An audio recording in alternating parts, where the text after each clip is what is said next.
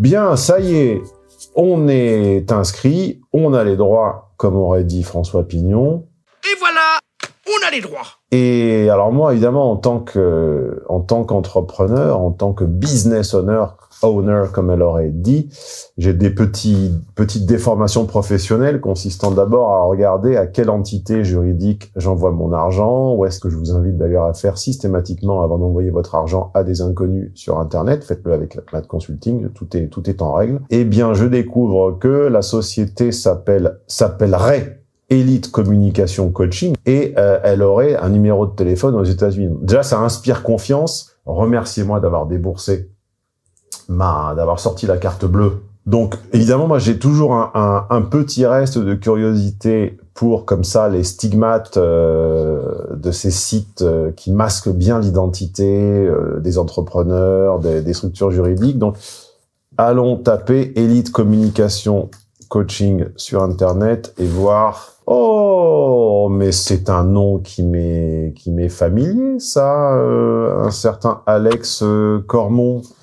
Alexandre Cormon, c'est également auto-proclamé star du coaching en séduction qui évolue un petit peu sous les radars. Lui aussi a des chiffres d'abonnement à ses réseaux sociaux totalement paranormaux, avec, je crois, plus d'1 million d'abonnés à sa chaîne YouTube. Et quand il fait des vidéos, il a 5 fois moins de vues que moi. Enfin, tout ça était évidemment éminemment ridicule. Ce bon vieux Alexandre Cormon, un des ancêtres du coaching séduction.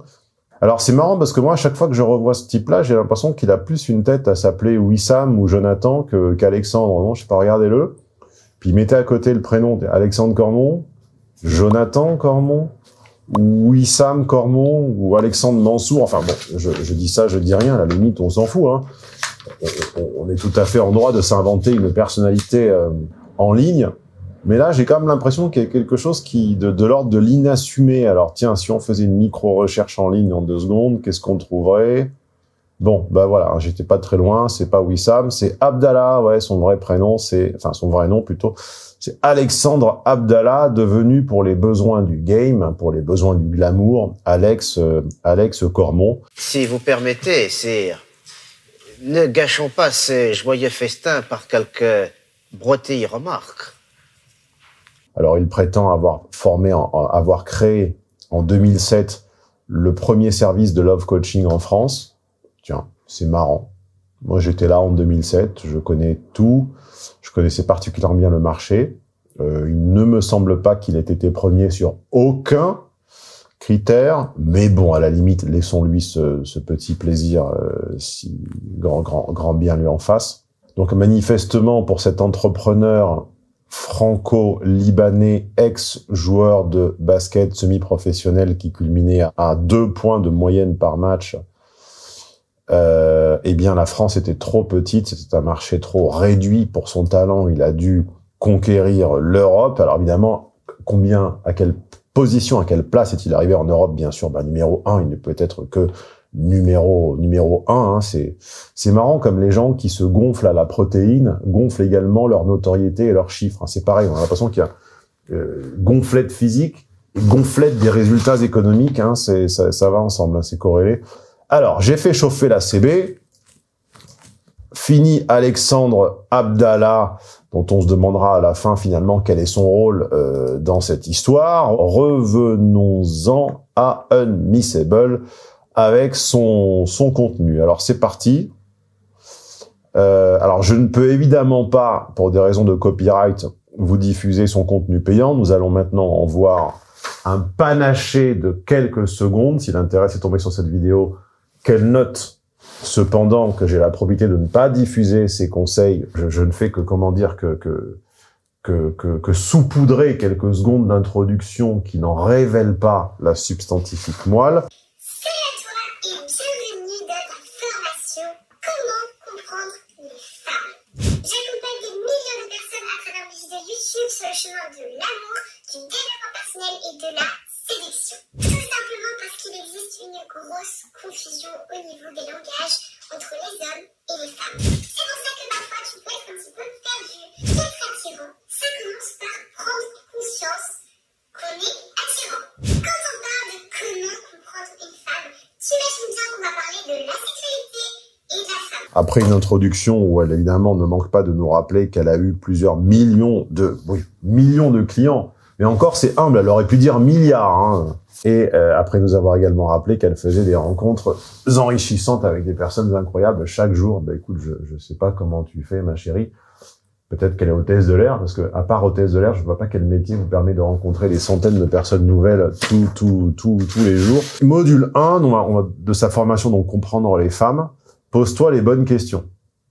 Très bien, il me semble déjà avoir entendu ça quelque part. Salut à toi, jeune entrepreneur. Qu'est-ce qui fait de toi quelqu'un de spécial?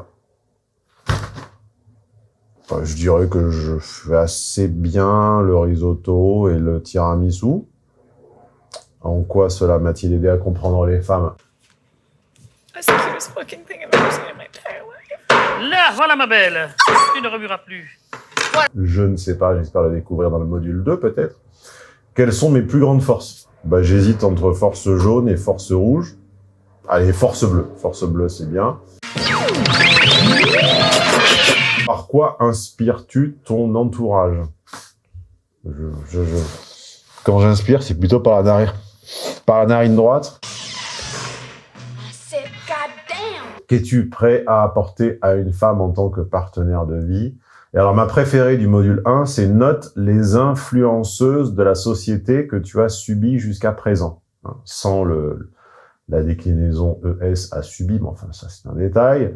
Note les influenceuses. Hein, donc, apparemment, Unmissable serait une cousine éloignée de Franck Ribéry. Mais j'espère que la retourne va vite tourner. Alors, ça y est, le module 1 est terminé. Vous avez déjà parcouru 20% de la formation permettant de comprendre les femmes. J'espère que vous êtes éclairés. Donc, dans le module 2, elle nous exprime une vision, on pourrait dire, assez séparatiste et essentialiste du rapport homme-femme, au sens où, à contrario de certaines néo-féministes, elle ne postule pas à l'égalité parfaite. Elle dit que les hommes ont besoin de confiance quand les femmes ont besoin d'attention, que les hommes ont besoin d'être acceptés quand les femmes ont besoin d'être comprises. J'émets des gros doutes, mais n'approfondissons pas. Que les hommes ont besoin d'être appréciés quand les femmes ont besoin de respect. Bon, un petit jeu sémantique. Il y en a 2 sur 6 qui sont vrais. Je vous laisse deviner lesquels. Je vous les mets à l'écran. Répondez-en en commentaire. Ceux qui gagneront ont gagné toute mon estime et toutes celles également d'Unmissable. Dans le module 3, elle nous pose en fait, elle nous pose que des questions, quoi. C'est vraiment la méthode du psy. C'est-à-dire, tu payes pour qu'on te fasse parler. Dans le module 3, tu notes tous tes modèles. Et puis, tu prends des bonnes résolutions consistant à te lever tôt, à te brosser les dents, à marcher en forêt, à respirer, à méditer, etc., etc. Tout ça est extrêmement novateur. On ne l'a absolument jamais entendu ou lu. Par ailleurs, je vous fais des résumés absolument objectifs, sans aucune acrimonie de ce qu'on y trouve, hein. N'y voyez aucune condescendance, aucun mépris. C'est simplement la réalité. Dans le module 4, ce sont des phrases à prononcer à des femmes, à une femme plutôt, à toutes les femmes pour les mettre à l'aise dans leur sexualité. Donc, je vous laisse en découvrir quelques exemples à l'écran.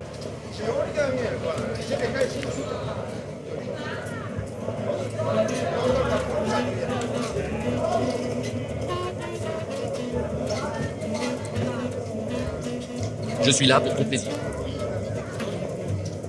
Maintenant, c'est ton moment. Laisse-toi aller.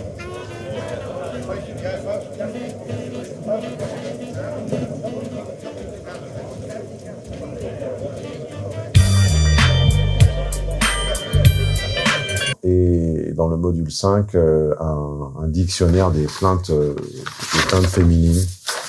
Alors, bon, au-delà du contenu de la formation qui sort de l'ordinaire justement par son côté indigent, la question qui me taraude est la suivante. Bon, c'est d'abord, est-ce que vous êtes heureux? Est-ce que vous avez mieux compris les femmes? Et puis ensuite, c'est quel est le rôle objectif? Quelle est la fonction que remplit cette influenceuse et ses consoeurs, hein, et ses épigones? Sont des employés potiches de Abdallah Coaching, la holding d'Alexandre Cormon et ses compatriotes, au sens où, dans cette hypothèse-là, elle se contenterait de l'habituel psittacisme, hein, qu'elle réciterait les leçons et en fait, elle serait salariée et les inscriptions aux formations ne leur reviendraient même pas. Hypothèse B, ce sont des imitatrices, donc pour le coup des épigones d'Alexandre Abdallah, sans aucun statut juridique, qui par exemple pourraient être ses anciennes clientes, qui revendraient son contenu, mais comme elle se mettrait l'argent directement dans la poche, elle ne s'acquitterait pas de leur cotisation sociale.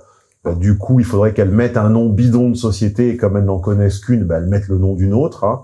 Ça me paraît gros, mais en même temps, on rappelle que cette personne, apparemment, n'a pas bien compris la différence entre Instagram, OnlyFans et Mime, alors que c'est son environnement professionnel. Dernière hypothèse, à mon avis la plus probable, c'est ce qui expliquerait que tous ces contenus se ressemblent et sont des décalcomanies grossières l'un de l'autre. Est-ce du contenu en marque blanche? On me l'avait proposé à l'époque, il y a une quinzaine d'années, c'est-à-dire distribue-t-elle simplement un contenu qu'elles n'ont pas pensé, qu'elles n'ont pas écrit, en mettant leur bobine dessus? C'est ça la marque blanche, et c'est quand vous distribuez les produits des autres en mettant votre marque. J'ai l'impression que vous êtes en train de me monter un turbin.